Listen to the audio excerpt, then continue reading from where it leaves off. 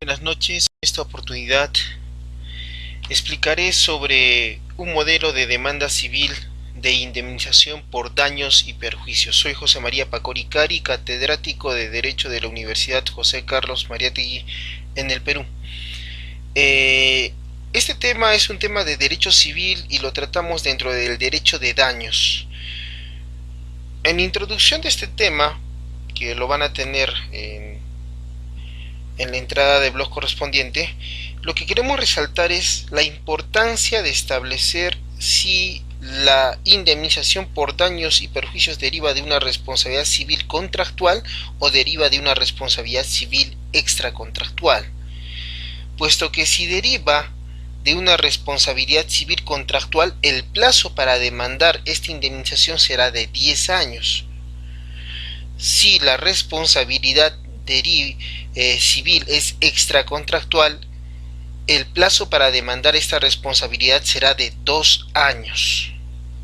Esto es importante para efectos de elaborar la presente demanda. Establecido que estamos dentro del plazo para presentar este tipo de demanda, entonces elaboramos en primer lugar nuestro exordio, que implica el número de escrito, cuaderno principal, la sumilla, demanda de indemnización por daños y perjuicios. En esta parte, donde debemos establecer a quién dirigimos la demanda, la dirigimos a un juez, pero establecer si esta demanda irá ante un juez de paz, a un juez de paz letrado o a un juez especializado, que son los únicos jueces que podrían conocer este tipo de demandas, depende de establecer la cuantía del petitorio. Establecida la cuantía del petitorio, usted puede establecer si su demanda será presentada ante un juez de paz letrado o ante un juez especializado en lo civil. Luego establecemos los nombres y apellidos del demandante, es decir, del que sufrió el daño, su DNI, su domicilio real, esto es donde habita, su domicilio procesal, el domicilio del abogado, y la casilla electrónica que otorga el Poder Judicial. Posteriormente establecemos los nombres y apellidos del demandado, indicando su domicilio, es decir, dónde vive el demandado. Si fuera una persona jurídica, entonces estableceremos la razón o denominación social, la indicación de quién representa a la persona jurídica y también su domicilio, es decir, dónde ubicamos a esta persona jurídica.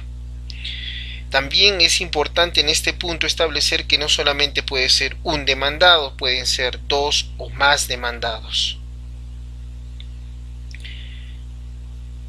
El petitorio.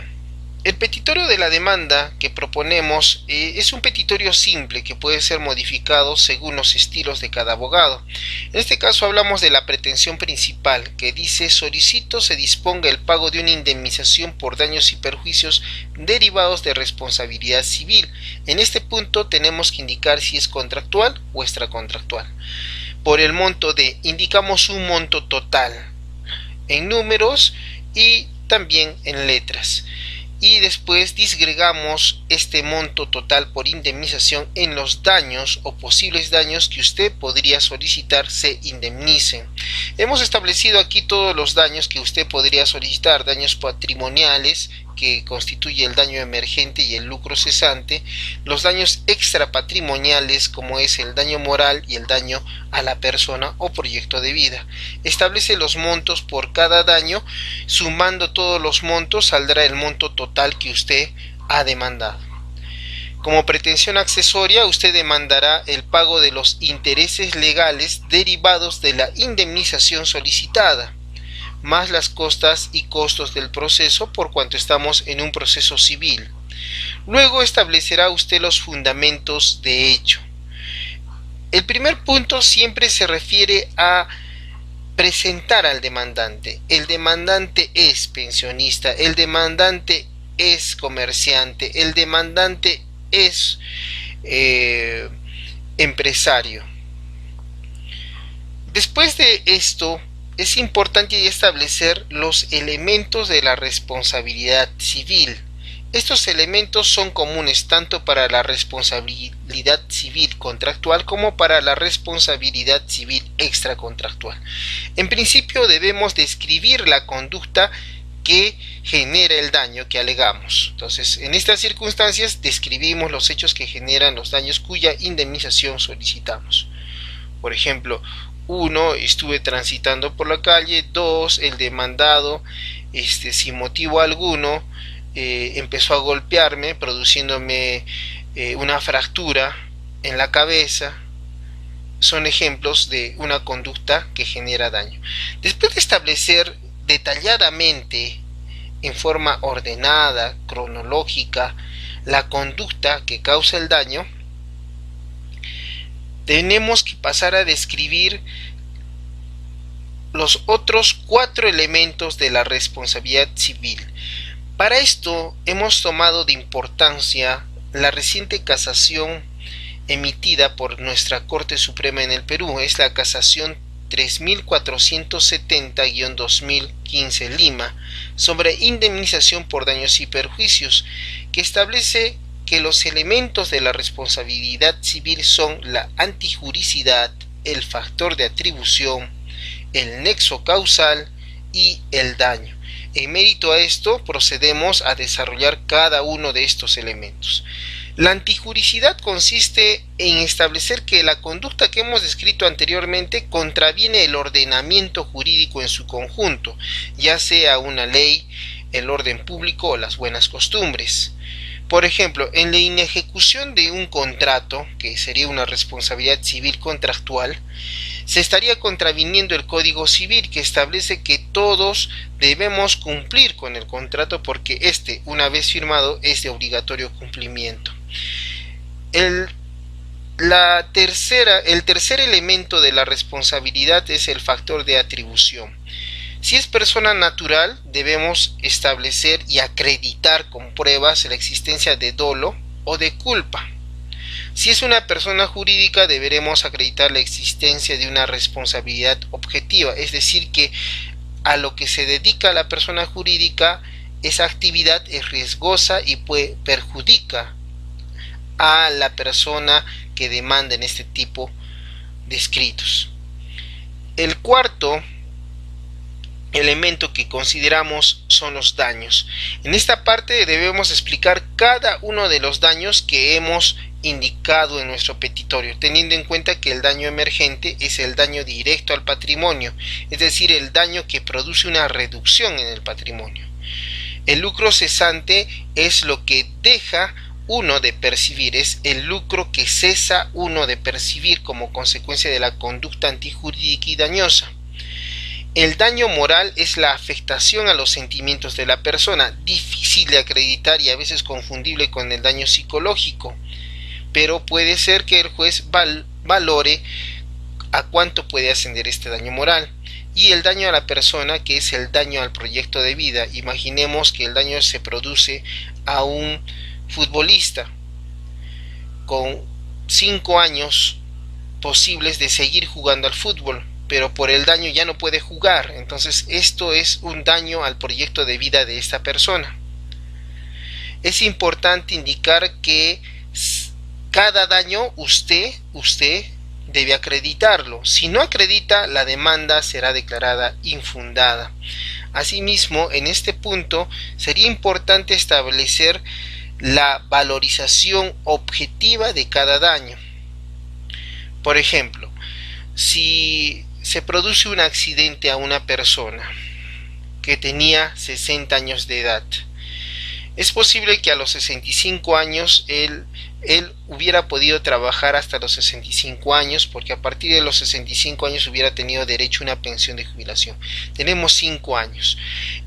Cada mes él antes del accidente percibía 1000 soles.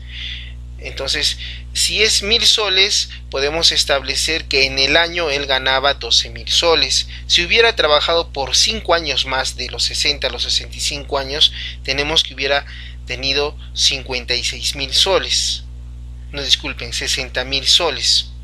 Entonces, podemos evaluar un lucro cesante de 60.000 soles. teniendo en cuenta que de haber seguido trabajando hubiera percibido de manera mensual 1000 soles, que por 5 años hasta llegar a los 65 años, porque tiene 60, hubieran dado la cantidad de 60.000 soles. Entonces, como podemos ver, es una valoración objetiva de cada daño, en este caso de lucro cesante.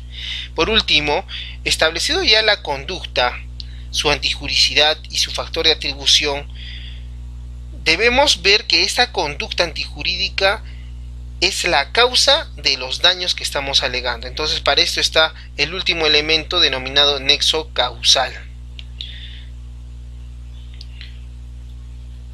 Después de esto debemos establecer los fundamentos de derecho. Hemos colocado los principales fundamentos de derecho que usted puede utilizar en su demanda.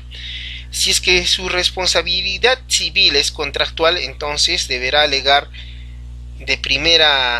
en primer lugar el artículo 1321 del Código Civil. ¿Ya? Este artículo está ubicado en la inejecución de las obligaciones.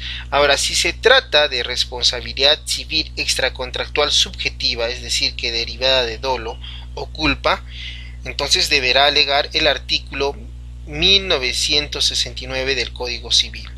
Si es que la responsabilidad civil que alega es extracontractual objetiva, entonces alegaremos el artículo 1970 del Código Civil. Luego debemos pasar a establecer el monto del petitorio. Entonces indicaremos la suma total de la indemnización más los intereses legales, costas y costos del proceso. En este apartado usted puede establecer cómo calculó cada uno de los daños que usted está solicitando se indemnice. Es como en el ejemplo que le indiqué anteriormente de la persona que a los 60 años sufre un accidente que evita que labore hasta los 65 años, donde ya puede tener una pensión de jubilación. 1000 soles por mes, 5 años. En un año es 12.000 soles, por 5 años son 60.000 soles. Este ejercicio sería bueno se realice en cada daño para garantizar la fundabilidad y objetividad de nuestra demanda. Posteriormente debe indicar los medios de prueba que acreditan en primer lugar la conducta que genera el daño y los medios de prueba necesarios para acreditar los daños que usted está pidiendo se indemnicen. Estos medios de prueba pueden ir desde documentos, declaración de parte, declaración de testigos, pericias, inspecciones judiciales, exhibiciones, informes, cotejos y reconocimientos. Después, colocar los anexos. Siempre deberá colocar la copia simple de su documento nacional de identidad, si es extranjero, su carnet de extranjería. Uno ve la copia certificada del acta de conciliación extrajudicial. En estos casos, antes de irse a la indemnización, debe usted iniciar un procedimiento conciliatorio ante un centro de conciliación. Si no se logra ningún acuerdo conciliatorio, entonces procede esta demanda, es decir, generamos interés para obrar en este caso, o sea, la necesidad de recurrir a un juez a través de este tipo de demandas. Y en tercer lugar, bueno, los mismos documentos que usted anexa como medios de prueba, bueno, indica como medios de prueba, también deben ser anexados a la demanda, o sea, los documentos ofrecidos como prueba se anexan también en la demanda. Por último, indica por lo expuesto, usted pide admitir a trámite la presente demanda, el lugar y fecha donde se hizo, el lugar donde se hizo el escrito y la fecha de su elaboración, la firma y sello del abogado por la defensa cautiva y la firma del demandante. Entonces, de esta manera concluimos la explicación del modelo que encontrará más abajo de este video o en nuestra entrada de Corporación IRAM Servicios Legales Blogger. Muchas gracias, hasta pronto.